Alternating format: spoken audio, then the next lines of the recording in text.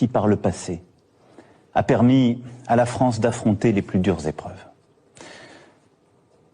Mes chers compatriotes, il nous faudra demain tirer les leçons du moment que nous traversons. Interroger le modèle de développement dans lequel s'est engagé notre monde depuis des décennies et qui dévoile ses failles au grand jour. Interroger les faiblesses de nos démocraties. Ce que révèle d'ores et déjà cette pandémie, c'est que la santé gratuite, sans condition de revenus, de parcours ou de profession, notre État-providence, ne sont pas des coûts ou des charges, mais des biens précieux, des atouts indispensables quand le destin frappe.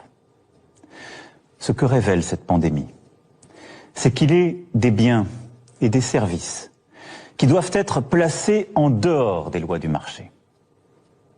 Déléguer notre alimentation, notre protection, notre capacité à soigner, notre cadre de vie, au fond, à d'autres, est une folie. Nous devons en reprendre le contrôle.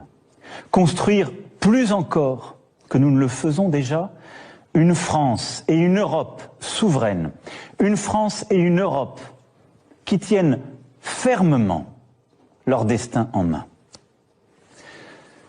Les prochaines semaines et les prochains mois nécessiteront des décisions de rupture en ce sens.